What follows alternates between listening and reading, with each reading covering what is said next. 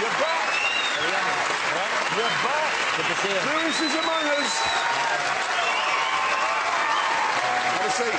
Have a seat. It's good to be back. Let's see. Obviously, the first question is the big one. Yeah. You have moved from McLaren to Mercedes. Is that not a bit like moving from Manchester United to West Ham?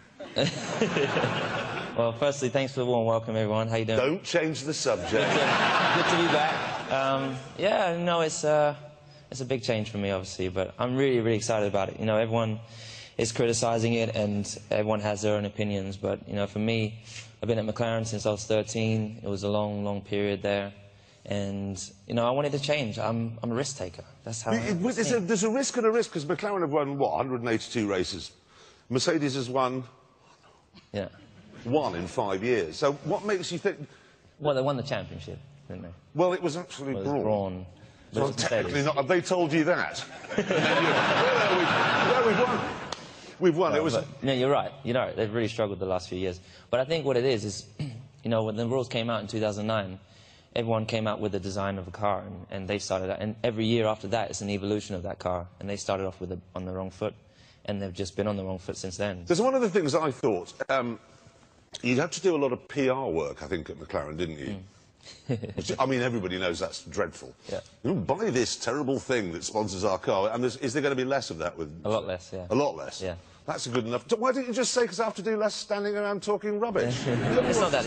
It was just, there was so many good things about the opportunity to go somewhere where they're struggling and hopefully be a part of something that's going to get somewhere, become great. Michael did it years ago with Ferrari, and there's no other driver that's done that, really, so I want to do something like that. So we needn't expect to see you leading everybody round from pole position? No, definitely. You definitely shouldn't expect that this year. Because initial testing's not been completely successful so far. No, it wasn't good. Brake failure in my 14th lap. What speed? Pretty fast. Yeah, well, it was at the end of the back straight going into turn 6, and this is where hit the brakes at like 180 miles an hour, 190, and then nothing happened. It just went straight in. So when you put your foot on the brake pedal and you're going 180 and nothing happens, poo? No, you do swear though. You think, oh. Do you have time to think of a swear word? Yeah, you do, and you have time to brace. Do you? Yeah. So I was going towards the wall, and I just remember just holding on for dear life, knowing that was going to hurt. And did it hurt? It did, yeah. But particularly my legs. For some reason, I don't know. I went in straight ahead, but my legs seem to hurt when I go straight into a wall. Well, it does. Now, I do know what I need to talk to you about. The handbrake in the modern car. Have you ever thought, if I pull this, she... I'm sure I have. in the first years as I was driving, I'm sure. We were discussing this earlier, and it is one of the weirdest things, because I think we're all fairly clear, girls don't like men who do handbrake turns, but we think they do. Yeah, my girlfriend loves it. Does she? I have a good story about handbrake turns. I was, years ago, and I was at a karting race in Italy with Nico as my teammate. Actually, so it's 2000. And me, my dad, and Keke Rosberg were on the way to the track. And my dad was driving down this country lane, which off the edge of the road drops down into a field, and it's like a meter drop. Keke all of a sudden just pulls the handbrake while my dad's driving, and my dad doesn't really know how to drive that well. he thinks he's a great driver, but, you know, and he was not expecting it. He's not here to argue. Lost the back end of the car and put it down into the ditch, and we had to leave it there and walk to the track. Well, there wasn't even a girl in the car. Who was Keke trying to impress? I don't know. Your dad! My dad, yeah. Keke's gay!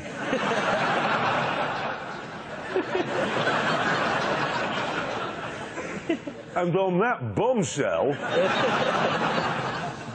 now, I know that you've been very much looking forward to come back here. Yep, I have. But you have been here before? Yep, 2008, right? Now, most guests do a lap, take the weather on the chin, whatever it may be, snow, ice, rain, and then go away.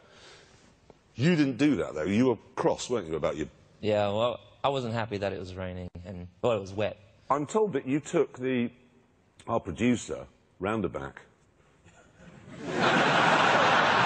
And a deal was done that you could come back and try again when the track was dry. Yeah. I mean, this was a bloody quick time, 1:44, and it was wet. But it did annoy wet you. and oily. Oily, was Get it? it right, yeah. Racing driver said- excuses, but was it wet? And I thought that was always said wet. It's wet and oily. Wet and oily, you said. Where did You the said oil someone come in the from? last corner dumped some oil, like they blew a It'll come out of Hammond's hair. Obviously, thorn in your side here, Sebastian, sits at the top. That irritates you?